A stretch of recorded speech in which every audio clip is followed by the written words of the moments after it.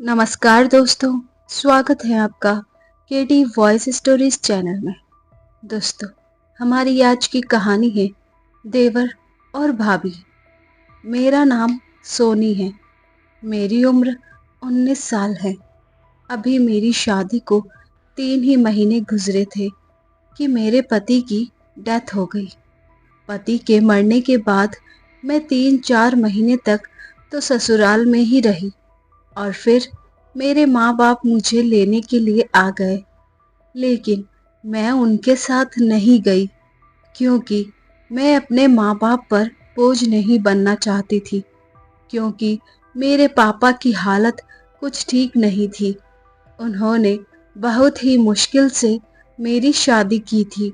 मेरे ससुराल वाले अच्छे खासे अमीर थे। मेरी सास के सिर्फ 2 ही बेटे थे और उनकी एक बेटी थी। मेरा पति और उसका एक बेटा जो मेरे पति से 2 साल छोटा था। मेरे पति के मरने के बाद मैं चाहती थी कि मेरी सास मेरी शादी मेरे देवर के साथ कर दे, इसलिए मैं उनका दिल जीतने की बहुत कोशिश करती। मैं घर का सारा काम खुद ही करती थी और रात को सोने से पहले अपनी सास के पैर भी दबाया करती थी। मुझसे जितना भी हो सकता था मैं अपनी सास की सेवा करती थी और उन्हें कभी भी शिकायत का कोई मौका नहीं देती थी, क्योंकि मैं चाहती थी कि वह एक बार फिर से मुझे अपनी बहू बना ले। मेरी एक ननंद थी जो शादीशुदा थी।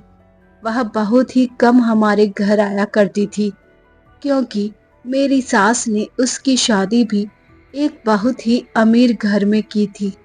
इसलिए वह अपने ससुराल में ज़्यादातर रहना पसंद करती थी। उसके घर में तो हमारे घर से भी ज़्यादा ऐशो आराम मौजूद थे और वह अपने ससुराल में बहुत ही खुशी खुशी जिंदगी बिता रही थी।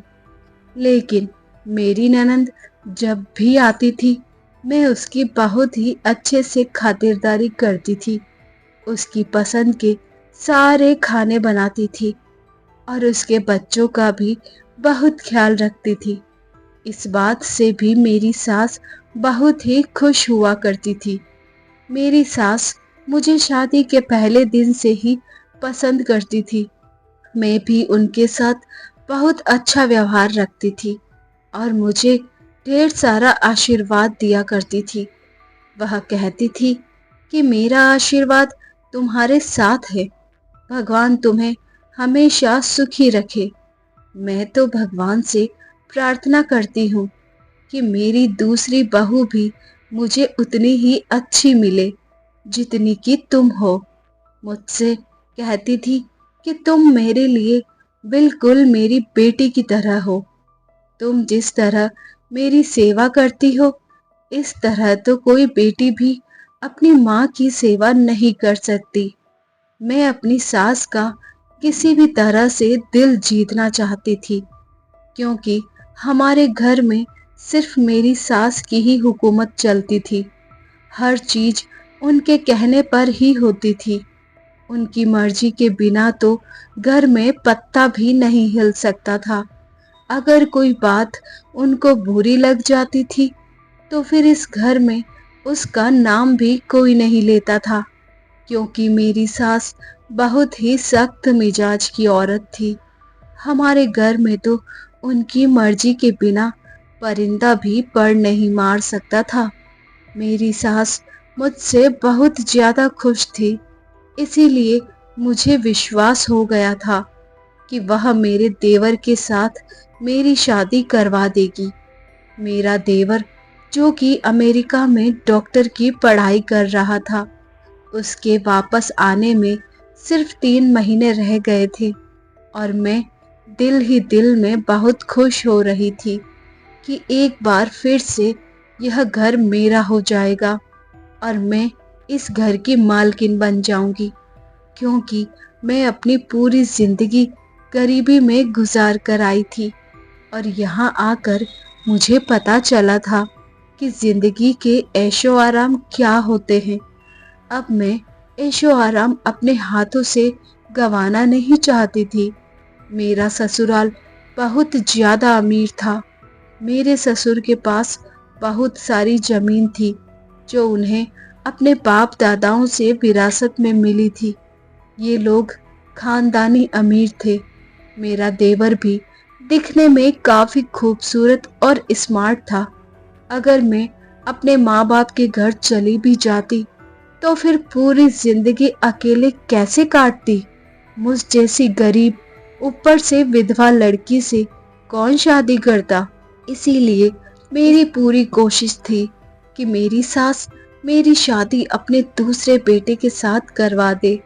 मैंने भी क्या किस्मत पाई थी। जब मेरी शादी हुई थी तो मैं बहुत खुश थी कि मेरी शादी एक पैसे वाले घराने में हो रही है। अब तक मैं हर चीज के लिए तरस कर जी रही थी। अब मुझे तरस कर जिंदगी नहीं गुजारनी पड़ेगी। लेकिन भगवान ने मेरी ये खुशियां भी 3 महीने के अंदर छीन ली। 3 महीने में ही मैं विधवा हो गई थी। मैं चाहती थी कि देवर से शादी हो जाए और मैं इसी घर में ऐशो आराम के साथ रहूं और अपनी सास की तरह पूरे घर पर अपना रोब जमाना चाहती थी। मुझे पता था कि ये तभी हो सकता है जब मेरा देवर मुझसे शादी करेगा, क्योंकि मेरी सास अपने इस बेटे का बहुत कहना मानती थी और अपने छोटे बेटे से हर बात में सलाह मशविरा भी लेती थी। मेरे पति बचपन से ही बीमार रहते थे और बचपन की यह कमजोरी उनके शरीर से जवानी तक नहीं निकली थी।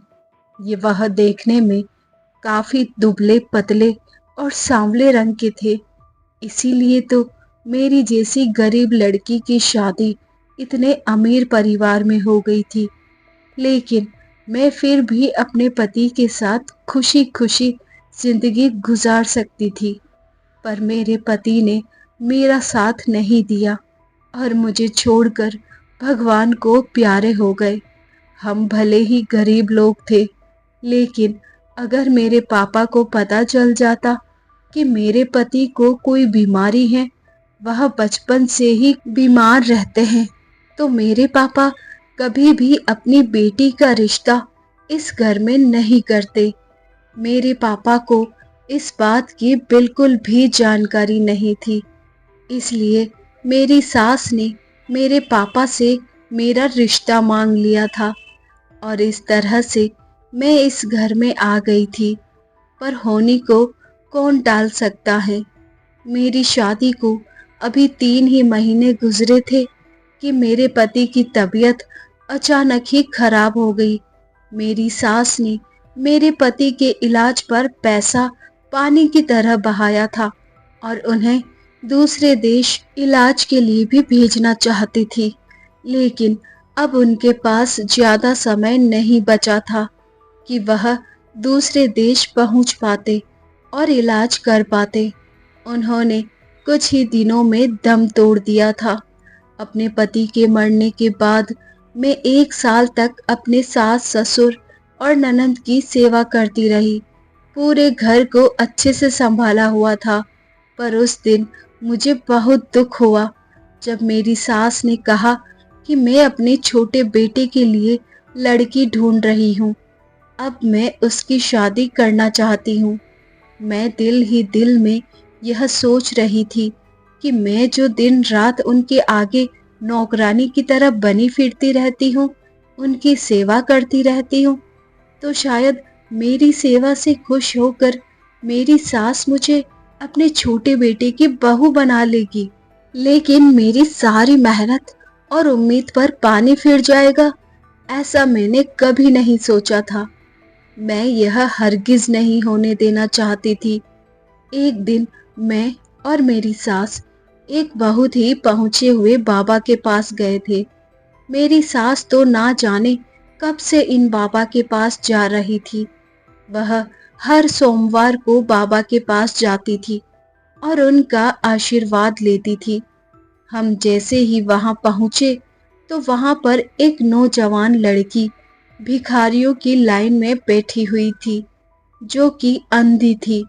उसे देखकर मेरी सास को शायद उस पर दया आ गई थी और इसीलिए वह उसके पास जाकर बैठ गई और उससे पूछने लगी कि तुम्हारे साथ कोई हादसा हो गया है?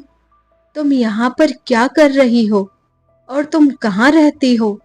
मेरी सास इस तरह से बातें कर रही थी जैसे वह उसे बहुत ही पहले से जानती हो। मैं इस बात पर हैरान हो रही थी कि मेरी सास एक भिखारी के साथ कैसे जाकर बैठ गई है और वह उसे किस तरह जानती है। मेरी सास उससे माफी भी मांग रही थी और कह रही थी, बेटा मुझे माफ कर दो, तुम मेरे साथ मेरे घर चलो। वह अंधी लड़की बहुत ही गुस्से में लग रही थी। वो मेरी सास से कहने लगी, मैं आपके साथ हरगिज नहीं जाऊंगी। मेरे साथ जो कुछ भी हुआ है वह आपकी ही वजह से हुआ है और इसके लिए मैं आपको कभी माफ नहीं करूंगी। मेरी सास अब रो रो कर उससे माफी मांग रही थी और कह रही थी, जैसा तुम चाहती थी अब बिल्कुल वैसा ही होगा। तुम्हारे दिल की इच्छा, तुम्हारी तमन्ना पूरी हो जाएगी। बस तुम सिर्फ मेरे साथ चलो। मेरी सास उस अंधी भिखारी को अपने घर लेकर आ गई। मैंने जब अपनी सास से यह सवाल किया कि मम्मी जी, आप उस भिखारन को अपने साथ घर क्यों लेकर आई हैं? आखिर यह लड़की कौन है? तो मेरी सास ने मुझे सिर्फ इतना ही बताया कि मैं इसकी शादी अपने छोटे बेटे से करूंगी। मेरी सास की यह बात सुनकर मेरे पैरों तले से तो जमीन ही खिसक गई, क्योंकि मैंने जितने भी सपने देखे थे वह सब चकनाचूर होते नजर आ रहे थे। मेरी सास ने मुझे यह बात बताकर चुप रहने का इशारा कर दिया कि अब आगे मुझे कोई सवाल नहीं करना है। मुझे अपनी सास की इस बात पर बहुत ज्यादा हैरत हो रही थी कि वह एक अंधी लड़की से, जो कि भीख मांग रही थी, अपने डॉक्टर बेटे की शादी कैसे कर सकती है। और मुझे यह भी लग रहा था कि मेरा देवर तो उसे देखकर उसी वक्त ठुकरा देगा, क्योंकि वह अमेरिका में पढ़ता था और उसकी पसंद भी बहुत हाईफाई होगी।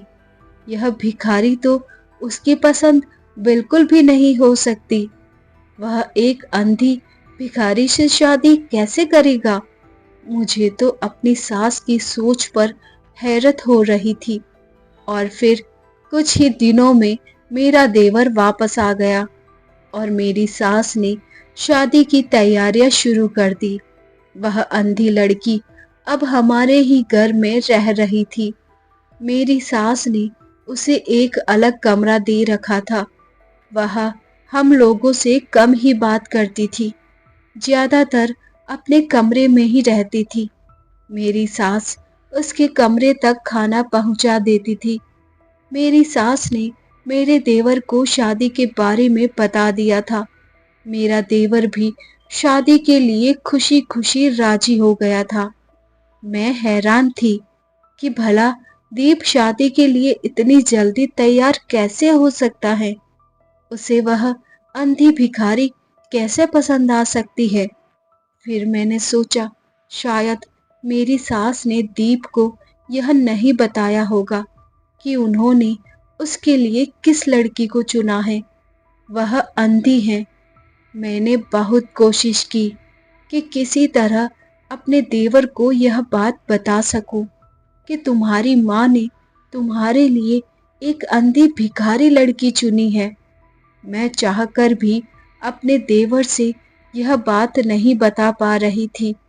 एक दिन मुझे मौका मिल गया और मैंने दीप को भड़काने की पूरी कोशिश की कि दीप, तुम्हारी माँ ने तुम्हारे साथ धोखा किया है।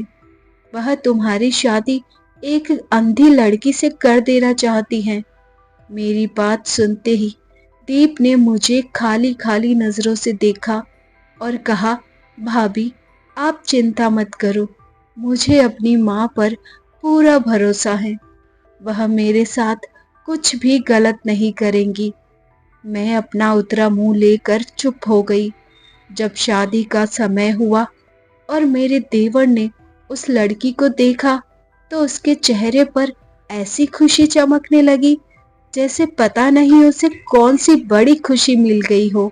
वह बहुत ज्यादा खुश हो गया था और उसकी खुशी देखकर मैं हैरान रह गई थी कि आखिर मेरा देवर इतना खुश क्यों है।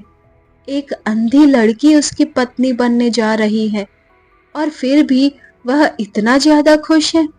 मेरी परेशानी किसी भी तरह कम होने का नाम नहीं ले रही थी। मुझे कुछ भी समझ नहीं आ रहा था। और फिर मेरे देवर की शादी उस अंधी लड़की से हो गई। वह मेरी आंखों के सामने ही अपनी पत्नी का हाथ पकड़कर अपने कमरे में चला गया। मेरे सारे सपने जो अब तक मैंने देखे थे वह सब धरे के धरे रह गए। मेरी सास ने मुझे हुक्म दिया कि अपने देवर और देवरानी की सारी जिम्मेदारी अब तुम्हें ही उठानी होगी, क्योंकि वह अंधी है, उसे कुछ भी नजर नहीं आता। इसलिए उसके खाने पीने से लेकर उसके हर काम की जिम्मेदारी अब मैं तुम पर डालती हूँ। मुझे यह बात बिल्कुल भी अच्छी नहीं लगी थी कि मैंने पहले तो अपनी सास की सेवा की इस घर में और फिर मेरी सास ने मुझे देवरानी की नौकरी पर लगा दिया था। मैंने हिम्मत करके अपनी सास से बात करने का फैसला कर लिया और फिर मैं उनके कमरे में चली गई। मैंने सास से पूछा, आपने मेरे बारे में आखिर क्या क्या सोचा है? आप कब तक मुझे अपने घर में इस तरह नौकरानी बनाकर रखेंगी? पहले तो सिर्फ आप थी, अब तो आपने एक अंधी लड़की को भी मेरे सर पर लाकर बिठा दिया है। आप मेरे पति की माँ थी, इसलिए मैं आपकी सेवा दिलो जान से करती थी, पर मैं उस अंधी भिखारी की नौकरानी नहीं बन सकती। मेरी सास ने मुझसे कहा, इधर आकर बैठ, मेरे पास बैठ, मैं तुम्हें बताती हूँ कि वह लड़की कौन है। मुझे मेरी सास अब बिल्कुल भी अच्छी नहीं लग रही थी। मेरा दिल नहीं कर रहा था कि मैं उनके पास जाऊं। मेरा दिल कर रहा था कि इसी समय इस घर को छोड़कर कहीं चली जाऊं, क्योंकि मैं अपने मकसद में नाकाम हो गई थी। मुझे अब उनकी कोई भी बात सुनना गवारा नहीं था, लेकिन मैं मजबूरी में उनके पास जाकर बैठ गई। मेरी सास ने मुझे बताया कि जब दीप अमेरिका नहीं गया था, यह तब की बात है। यह लड़की, जिसका नाम शीला है, हमारे ही मोहल्ले में रहती थी और दीप उसको पसंद करता था। शीला भी दीप को पसंद करती थी। दीप ने कई बार मुझसे कहा था कि माँ, मेरा रिश्ता लेकर शीला के घर चली जाओ, पर वे लोग बहुत गरीब थे और मैं दीप का रिश्ता बहुत ही अमीर खानदान में करना चाहती थी, जो कि मेरी टक्कर का हो। दीप ने मुझे बहुत बार कहा और समझाया कि इंसान की खुशियों के आगे पैसे का कोई मोल नहीं होता, पर मुझे यह बात समझ में नहीं आती थी। मैं उस लड़की के माँ बाप के घर गई थी और उनसे कहा था कि अपनी बेटी को समझाओ कि मेरे बेटे से दूर रहे, वरना आप लोगों के साथ अच्छा नहीं होगा। मैं जानती हूँ कि आपकी नज़र मेरी दौलत पर है, इसलिए आपने अपनी बेटी को मेरे बेटे को फंसाने के लिए कहा है, पर जैसा आप लोग चाहते हैं वैसा बिल्कुल भी नहीं होगा। मैं ऐसा हरगिज नहीं होने दूंगी। शीला की माँ मुझे रो रो कर कह रही थी कि हमने अपनी बेटी को ऐसा कुछ भी नहीं कहा है। हम गरीब लोग हैं, पर इज्जत वाले हैं। आप यहाँ आकर इस तरह से तमाशा करेंगे तो मोहल्ले में हमारी क्या इज्जत रह जाएगी। भगवान के लिए हम पर दया करें और यहाँ से चली जाएं। उस औरत ने मुझसे कहा था कि मैं आज के बाद अपनी बेटी को आपके बेटे से नहीं मिलने दूंगी। आप निश्चिंत होकर घर जाएं। उस समय जब मैं उनके घर गई और उनको इतनी सारी बातें सुनाकर आ रही थी, तो उनके घर के बाहर काफी लोग जमा हो गए थे और सारे मोहल्ले को इस तमाशे के बारे में पता चल गया था।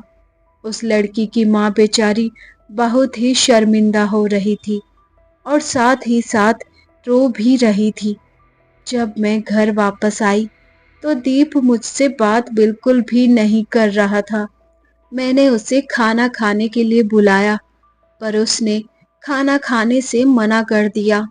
दीप की यह बेरुखी मुझे बिल्कुल भी सहन नहीं हो रही थी, क्योंकि इससे पहले कभी भी ऐसा नहीं हुआ था कि दीप मुझसे बात ना करे और मेरी किसी भी बात का जवाब ना दे। दीप तो मेरा बहुत ही आज्ञाकारी बेटा था, जो मेरी एक आवाज पर ही भागा चला आता था। और यह सब इस वजह से हो रहा था क्योंकि उसे उस लड़की ने फोन करके बता दिया था कि मैं उनके घर गई थी और उसके माँ बाप को पूरे मोहल्ले के सामने बेइज्जत करके आई हूँ। अगली सुबह जब वह घर से बाहर जा रहा था तो मैंने उससे पूछा, कहाँ जा रहे हो? उसने मुझे बताया कि मैं शीला से मिलने जा रहा हूँ। मैंने उसे बहुत रोका।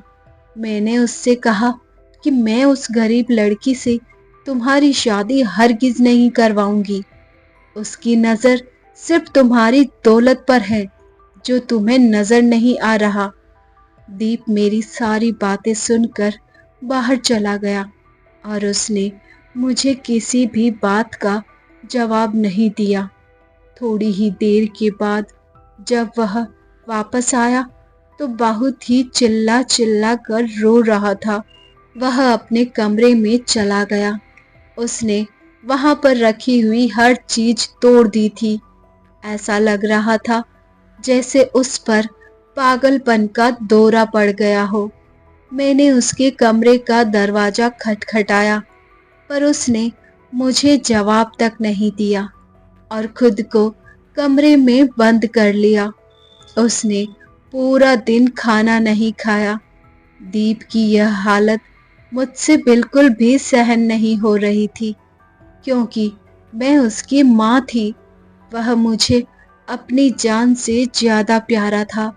मेरा बड़ा बेटा तो पहले ही बीमार रहता था, पर अब मैं अपना यह बेटा खोना नहीं चाहती थी। मैं कैसे भी करके उस लड़की और उसके परिवार को शहर से निकाल देना चाहती थी, क्योंकि मुझे ऐसा लगता था कि अगर वे लोग यहाँ से चले जाएंगे तो दीप का संपर्क उस लड़की से खत्म हो जाएगा और इस तरह धीरे धीरे वह उस लड़की को भूल जाएगा और फिर सब कुछ ठीक हो जाएगा। दीप ने उस दिन खुद को कमरे में बंद रखा था। मैं फिर से उस लड़की के घर चली गई। मैंने उस लड़की के माँ बाप को कहा, आप लोग इस शहर से कहीं दूर चले जाएं। उसके बदले में मैं आप लोग मुझसे जितने भी पैसे लेंगे मैं आपको देने के लिए तैयार हूँ। बस अपनी बेटी से कहो कि मेरे बेटे का पीछा छोड़ दे और उसकी जिंदगी से दूर चली जाए। तभी कमरे से निकलकर शीला बाहर आ गई और मुझसे कहने लगी, आप बेफिक्र हो जाएं, मैं आपके बेटे से कभी भी नहीं मिलूंगी। शीला ने मुझे बताया कि आज भी वह मुझसे मिलने आया था, लेकिन मैंने उसको वापस भेज दिया और उसके साथ अपना रिश्ता हमेशा हमेशा के लिए खत्म कर दिया है। शीला ने मुझसे कहा, हमें आपके पैसे नहीं चाहिए। हम तो पहले ही सोच चुके हैं कि हम यह शहर आज रात को ही छोड़कर चले जाएंगे। आपकी बहुत बड़ी कृपा होगी कि आप अपने बेटे को समझाएं कि वह हमारा पीछा ना करे और हमें सुकून की जिंदगी जीने दे। आपका बेटा ही मेरे पीछे पड़ा हुआ था। वह तो हमेशा से ही मुझसे कहता था कि मैं शादी करूंगा तो सिर्फ तुमसे ही करूंगा, पर मैंने उसे कह दिया था कि मैं कभी भी तुमसे शादी नहीं करूंगी, क्योंकि मुझे पता था ऐसा हरगिज नहीं हो सकता। आपकी नज़र में आपका पैसा और पैसे के बल पर बनाई गई ताकत और शोहरत प्यारी हैं। आपको अपने बेटे की खुशियों से कोई लेना देना नहीं है। मैं जितना दीप से दूर रहती थी, दीप उतना ही मेरे पास आने की कोशिश करता, और फिर मेरी यही गलती हुई कि मैं भी धीरे धीरे उसके प्यार में पड़ती चली गई। दीप ने मुझे समझाया था कि मैं अपनी माँ को मना लूँगा, तुम बिल्कुल भी चिंता मत करो। मेरी माँ मुझसे बहुत प्यार करती है और मेरी खुशियों का ख्याल ज़रूर रखेंगी। लेकिन मुझे अफ़सोस है कि दीप इतनी बड़ी गलतफ़हमी में जी रहा था कि उसकी माँ उसकी खुशियों का ख्याल रखेगी। मैंने शीला से कहा, मुझे समझाने की या कुछ भी बताने की ज़रूरत नहीं है। जितना जल्दी हो सके शहर से निकल जाओ। ऐसा कहकर अब मैं घर गई तो दीप की हालत बिगड़ चुकी थी।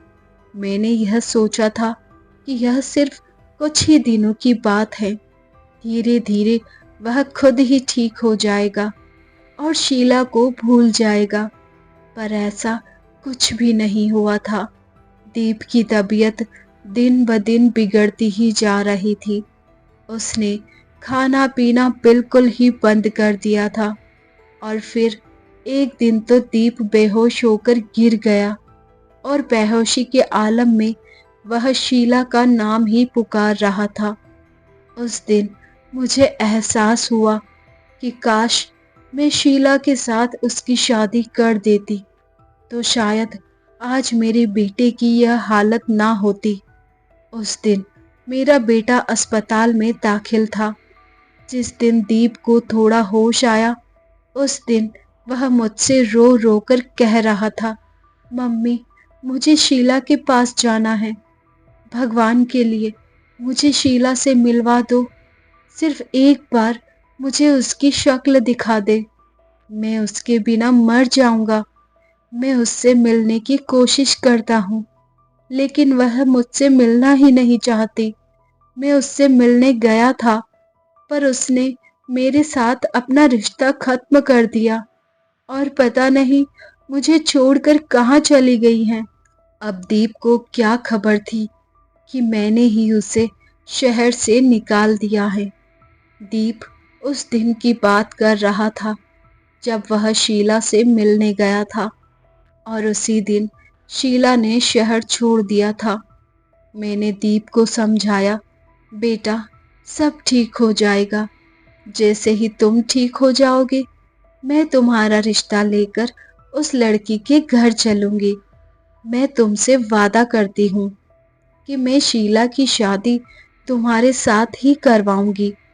वह कहीं इधर उधर अपने रिश्तेदारों के घर गई होंगी, कुछ ही दिनों में वापस आ जाएगी। तुम चिंता मत करो। मैंने नजरें चुराते हुए दीप से कहा। यह खबर सुनने के बाद दीप थोड़ा खुश हो गया था और फिर कुछ ही दिनों में वह ठीक हो गया। जब हम घर वापस आए तो दीप फिर से शीला से मिलने गया, लेकिन वह बहुत ही मायूस होकर घर वापस आया। दीप ने मुझे बताया, मम्मी अब तो आप भी मान गई थी, आप भी शादी के लिए राजी हो गई थी। फिर पता नहीं क्यों शीला और उसके घर वाले यह शहर छोड़कर कहीं चले गए हैं और उनका नंबर भी बंद जा रहा है। मैं उनको कहाँ तलाश करूँगा, पता नहीं वह लोग कहाँ चले गए हैं। इस मोहल्ले में काफ़ी लोगों से पूछा, पर किसी को भी पता नहीं है कि वह लोग आखिर कहाँ गए हैं। लेकिन मैंने दीप को कुछ भी नहीं बताया कि वह लोग मेरे कहने पर ही यह शहर छोड़कर चले गए हैं, क्योंकि जानती तो मैं भी नहीं थी कि वह लोग आखिर कहाँ गए हैं। दीप ने पूरे 6 महीने शीला को तलाश किया, पर वह उसको कहीं भी नहीं मिली और आखिर मायूस होकर दीप को यह बात स्वीकार ही करनी पड़ी कि अब शीला उसको नहीं मिलेगी। और फिर उसने यह फैसला किया कि वह यह देश छोड़कर चला जाएगा और कभी भी वापस नहीं आएगा। दीप का यह फैसला सुनकर मैं बहुत दुखी हो गई थी और अपने किए पर बहुत पछता रही थी कि मैंने आखिर ऐसा क्यों किया। अगर उसकी शादी शीला के साथ करवा देती तो कम से कम मेरा बेटा मेरी आंखों के सामने रहता और यह देश छोड़कर कभी न जाता। दीप को मैंने समझाने की बहुत कोशिश की, उसको रोकने की बहुत कोशिश की, पर उसने मेरी एक नहीं मानी। उसने मुझसे कहा था कि मैं शीला के बगैर बिल्कुल भी नहीं रह सकता और यहाँ रहकर मुझे शीला की याद ज़रूर आएगी। ऐसा हो ही नहीं सकता कि मैं इस देश में अपने शहर में रहूं और आते जाते हुए शीला के घर की तरफ ना देखूं और उसकी याद मुझे न सताए। मेरा अब जीना मुश्किल हो गया है। यह सब बोलकर दीप बहुत ही ज्यादा रो रहा था और मैं अपने किए पर पछता रही थी कि मैं अपनी जिद में आकर अपने बेटे की खुशियां बर्बाद कर दी। अगर मैं उसकी शादी शीला के साथ कर देती तो आज वह कितना खुश होता। अपने बेटे की हालत की जिम्मेदारी सिर्फ मैं ही थी। मेरी वजह से उसकी आंखों में इतने आंसू आए थे।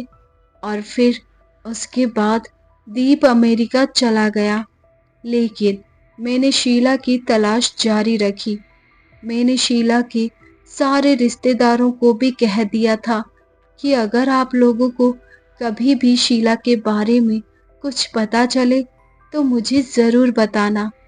पर अजीब बात थी कि किसी को भी उनके बारे में कुछ पता नहीं था कि आखिर वह लोग गए कहाँ। उसके बाद मैं हर सोमवार को उस बाबा के पास जाती थी। मैं चाहती थी कि किसी तरह शीला मुझे मिल जाए। मैं रोज बाबा का आशीर्वाद लेती थी और बाबा से कहती थी कि भगवान से प्रार्थना करना कि मेरे बेटे की खुशियाँ वापस आ जाए। और फिर भगवान ने मेरी प्रार्थना स्वीकार कर ली। मुझे शीला वहीं पर बैठी मिल गई।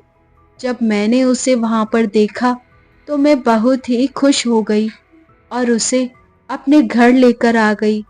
शीला ने मुझे बताया था कि जिस रात वे लोग यह शहर छोड़कर जा रहे थे, उसी रात उनका बहुत ही बड़ा एक्सीडेंट हो गया था और उस एक्सीडेंट में उसके माँ बाप उसे अकेला छोड़कर चले गए थे। माँ बाप के मरने के बाद शीला बिल्कुल अकेली रह गई थी। उसे उस एक्सीडेंट में अपनी दोनों आंखें भी खोनी पड़ी थी। यह बात सुनकर मैं भी बहुत रोने लगी, क्योंकि उसके साथ यह सब कुछ मेरी ही वजह से हुआ था।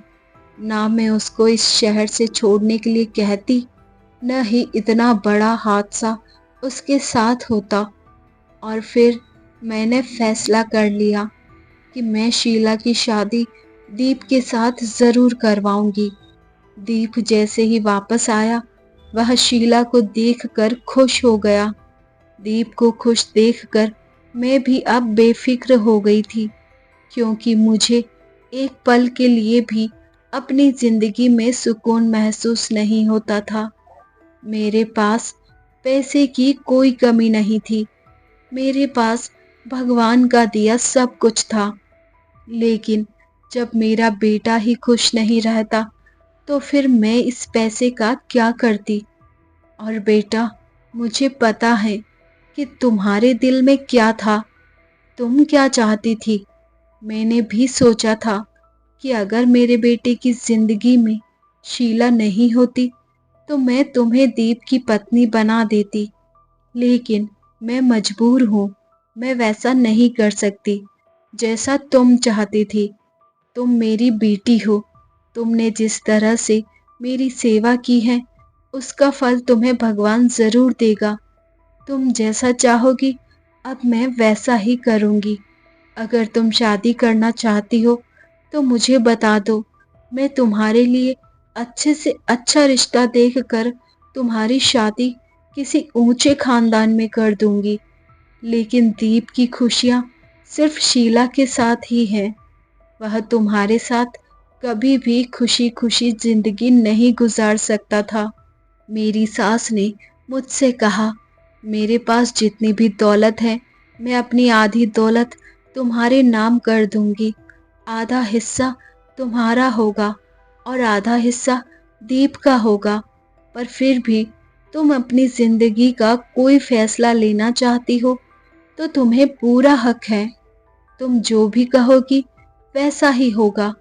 अपनी सास की सारी बातें सुनकर मुझे उस समय एहसास हुआ कि मैं जो कुछ भी सोच रही थी वह बहुत ही गलत था। मुझे अपने घर वालों का प्यार भी नजर नहीं आ रहा था। अगर वह चाहते तो अपने बेटे की मौत के बाद मुझे मेरी माँ के घर भेज सकते थे, पर उन लोगों ने मेरे साथ ऐसा कुछ भी नहीं किया और मेरी सास ने अपनी बेटी बनाकर मुझे अपने ही पास रखा। मेरी सास ने आगे कहा, बेटा, अपने दिल में कोई मलाल बिल्कुल मत रखना कि मैंने अपने बीमार बेटे से तुम्हारी शादी करवा कर तुम्हारी जिंदगी खराब कर दी। मैंने अपने बड़े बेटे की शादी तुम्हारे साथ इसलिए की थी क्योंकि डॉक्टर ने मुझे उम्मीद दिलाई थी कि मेरा बेटा ठीक हो जाएगा। मैंने उसकी शादी इसलिए की थी कि इस तरह उसकी जिंदगी में कुछ खुशियां आ जाएंगी और वह जिंदगी की तरफ लौटने लगेगा। उसके अंदर जीने की उमंग जागेगी। लेकिन मुझे क्या पता था कि उसकी जिंदगी बस इतनी ही थी। मैंने उसी समय अपनी सास को कह दिया कि मम्मी जी, अब मैं अपनी पूरी जिंदगी आप लोगों के साथ ही गुजारूंगी। इस घर में मुझे जितनी खुशियां मिली हैं मैंने तो कभी सोचा भी नहीं था कि मेरी जिंदगी में भी कभी इतनी खुशियां मुझे नसीब होंगी। आपने जितना कुछ मुझे दिया है मेरे लिए तो यह भी बहुत ज्यादा है। मुझे अब और ज्यादा की इच्छा नहीं है। मेरी सास ने मुझे गले लगा लिया और मुझसे कहा, तुम मेरी बेटी हो, हमेशा मेरी बेटी ही रहोगी। अपनी सास की यह बात सुनकर मुझे बहुत ज़्यादा खुशी मिली थी। मैंने उस समय अपनी सास को कहा, मम्मी जी, मैं दीप और उसकी पत्नी को उसके कमरे में खाना देकर आती हूँ। और मैंने अपनी सास से कहा कि अब आप उन दोनों की फिक्र बिल्कुल भी मत करें। मैं भी अपनी देवरानी का ख्याल रखूंगी। उसकी आंखें नहीं हैं तो क्या हुआ, मेरे लिए वह मेरी बहन जैसी है। मैं उसको कभी भी इस बात का एहसास नहीं होने दूंगी कि उसको कुछ भी नजर नहीं आता। मैं उसका बहुत ही ज्यादा ख्याल रखूंगी। मेरी सास ने मेरे सिर पर हाथ रखकर मुझे आशीर्वाद दिया और कहा, मेरी बेटी, मुझे तुमसे इसी बात की उम्मीद थी। जब मैं खाना लेकर दीप के कमरे में गई तो वहां 3 और डॉक्टर बैठे हुए थे और दीप उनके साथ शीला के बारे में ही बात कर रहा था। वह कह रहा था, मैं जिस लड़की के बारे में आप लोगों को बताता था यही वह लड़की है, शीला, जिससे मैं बहुत मोहब्बत करता था। और आज भगवान की कृपा देखो कि शीला मुझे मिल गई है। उसका साथ पाकर मैं बहुत ही ज्यादा खुश हूँ। मुझे तो अपनी किस्मत पर विश्वास ही नहीं हो रहा कि मुझे मेरी मोहब्बत मिल गई। दीप के डॉक्टर दोस्त शीला की बहुत ज़्यादा तारीफ कर रहे थे और वह तारीफ के काबिल भी थी, क्योंकि शीला बहुत ही खूबसूरत लड़की थी।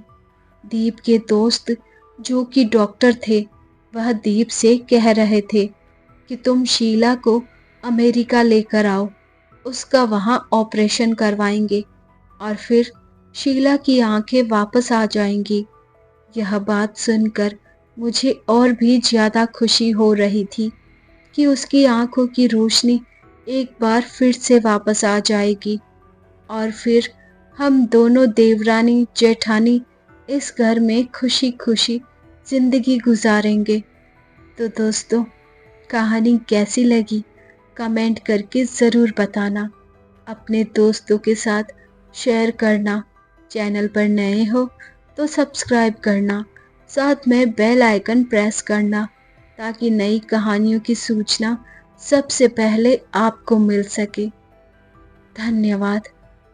दोस्तों, आप सुनना चाहते हैं अपनी पसंद की कोई कहानी हमारी जुबानी, तो आप हमें शेयर कर सकते हैं इंस्टाग्राम फेसबुक पर। Thanks for watching.